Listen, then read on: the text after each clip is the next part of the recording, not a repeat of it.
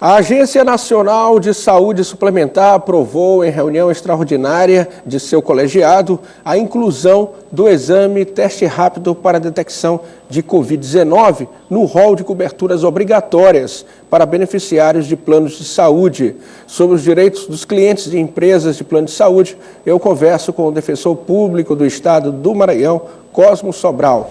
Bom dia, doutor Cosmo. Bom dia Soares, bom dia aos nossos telespectadores.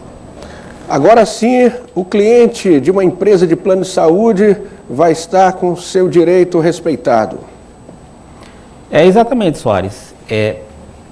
A ANS, como foi bem frisado aí no início, a ANS acabou de, agora no dia 19, por decisão colegiada, incluiu a obrigatoriedade dos planos de saúde cobrirem, autorizarem a realização do exame de teste rápido, porque o teste PCR, que é aquela outra técnica, que é um pouco mais demorada, que verifica a existência do material genético do vírus e que é feito em laboratório, e portanto demora um pouco mais, ela já tinha sido incluída no rol dos procedimentos obrigatórios desde 2020.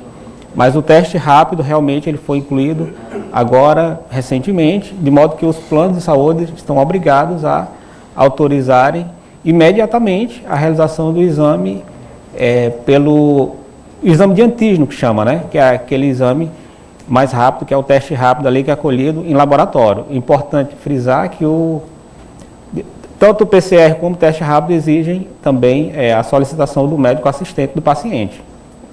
Então, o usuário do plano de saúde, ele não deve ir direto ao laboratório, ele tem que ter uma prescrição médica.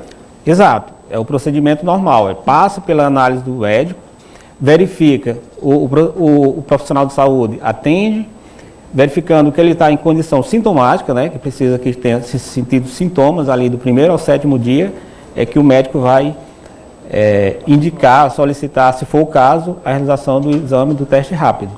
Perfeito? Tem algumas diretrizes nessa aprovação recentemente, e uma delas é exatamente que é voltada para pacientes com quadro sintomático. Se ele tiver sem sintomas, não é o caso de fazer o teste rápido, vai para outra modalidade de teste. Às vezes o usuário do plano de saúde vai direto ao laboratório, paga o exame e depois vai tentar conseguir o dinheiro de volta lá na empresa do plano de saúde. Esse procedimento é o certo ou não? Soares, é o seguinte, depende muito da situação do contrato de plano de saúde, Tem alguns contratos de plano de saúde que prevêem a figura do reembolso e outros que não. Perfeito? Se o contrato do plano de saúde lá do cliente, do paciente, prevê o reembolso para esse tipo de caso, ele então faz o exame e depois entra em contato com o plano, que aí tem até 30 dias, o plano tem até 30 dias para dar uma decisão a respeito. Mas como regra geral, realmente quem tem que prescrever, que tem que solicitar é o médico, é o profissional de saúde que assiste o paciente. E, inclusive, esse exame, o teste rápido, ele só pode ser feito em laboratório, não é aqueles testes que é realizado em farmácia, não. Doutor Cosmo, tem várias perguntas do Instituto Brasileiro de Defesa do Consumidor e os telespectadores do Bom Dia Mirante também querem saber sobre a questão do reajuste de plano de saúde. Quantos reajustes podem ser feitos anualmente no plano de saúde? De regra, os planos de saúde, eles preveem pelo menos duas situações em que é possível fazer o reajuste. Uma pela mudança de faixa de idade, que está lá previsto no contrato, e um reajuste que é feito anualmente com base nas variáveis de mercado do ano anterior. Então, pelo menos duas possibilidades de reajuste podem ser realizadas. Claro, dependendo da faixa de idade, se o contrato prevê uma variação maior de idade, obviamente, o plano não vai sofrer reajuste por faixa de idade todos os anos. Mas pelo menos aquela outra, baseada nas variáveis econômicas do ano anterior, ele, de regra, se realiza. E aí, é importante dizer que existem as modalidades de plano de saúde. Quando é individual ou familiar, as diretrizes para o reajuste são fixadas pela ANS. Mas quando se trata de plano na modalidade coletiva, aí é estabelecido ali diretamente entre a administradora de plano de saúde e a categoria, ou a empresa, a categoria profissional ou a empresa do paciente. Geralmente não é conversado diretamente entre paciente e plano de saúde. Por isso que na prática, os planos de saúde na modalidade coletiva acaba tendo um reajuste muito maior. Doutor Cosmo, uma pergunta aqui da Odete Silva, moradora da cidade operária. Ela quer saber se o plano de saúde dela pode ficar mais caro por causa da Covid-19. Soares, o seguinte, no ano de 2020, logo ali na parte mais crítica da pandemia, nos primeiros meses, existiam agora até leis estaduais e projetos de lei no âmbito federal, a diretriz da OMS, da ANS, no sentido de orientar para que as operadoras não realizassem os reajustes, pelo menos em 2020. Mas em 2021, os reajustes já voltaram normalmente.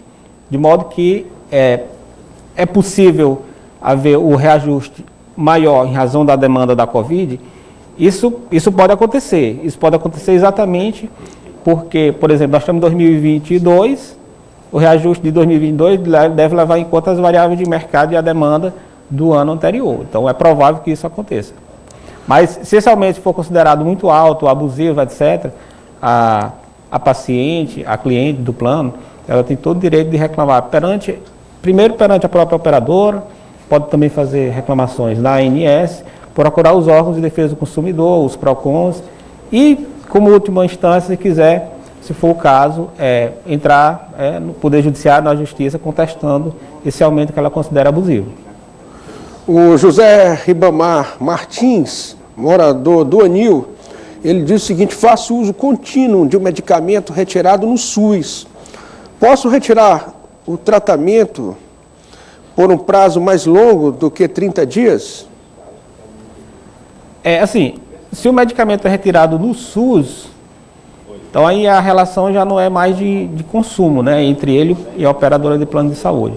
Porque para quem é cliente de plano de saúde, a regra é que a prestação da assistência farmacêutica se dá para a pessoa que está internada. Ou então, a situação específica, os pacientes que realizam tratamento oncológico, né, tratamento de câncer, que os planos de saúde são obrigados a custear, inclusive, para o tratamento domiciliar, para controle de dor, etc. Se o paciente não é de plano de saúde, ele é do SUS, ele tem que levar em conta as diretrizes fixadas ali pelas farmácias especiais de fornecimento de medicamento.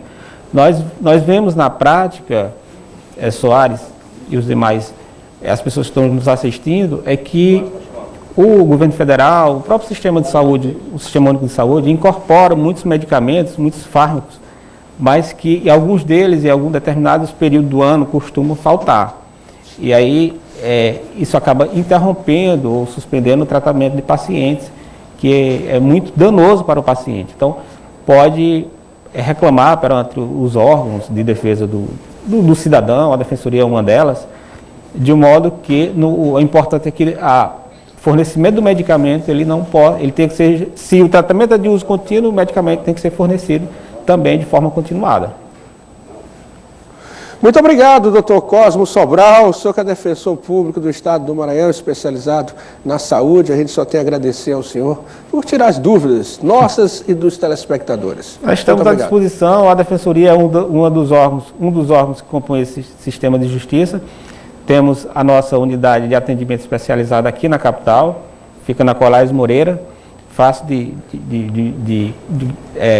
identificar, de chegar até lá. E também tem o nosso atendimento, que ele é contínuo, inclusive para plantões noturnos em questões de saúde. E as unidades da Defensoria Pública também no interior do Estado, não é? Temos unidades da Defensoria Pública também no interior do Estado, em mais de 50 comarcas que compõem várias cidades do interior do Estado, e a Defensoria está em fase de expansão. O serviço de assistência também para a saúde, na área jurídica, ele é contínuo, pode ter certeza. Justiça gratuita para todos. Exatamente. Muito obrigado. Quando não é possível entrar na justiça, né, para defender o cidadão, por uma questão aí da renda desse cidadão, as orientações são dadas, não é isso? Também, a assistência jurídica, a gente chama integral. Ainda que o cidadão ele não se enquadre na condição, por causa que a Defensoria presta serviço para pessoas carentes, como regra, o critério de carência é o econômico. mas tem a situação da vulnerabilidade. É super comum, por exemplo, em matéria de defesa da pessoa idosa, pessoa com deficiência, da mulher vítima de violência e até do paciente que está ali numa situação específica de urgência ou emergência. A Defensoria entra com a demanda e depois se discute a questão da gratuidade de justiça. Mas o fato é que a gente não deixa a pessoa sem a assistência, especialmente para os casos de urgência. Muito obrigado, doutor Cosmo.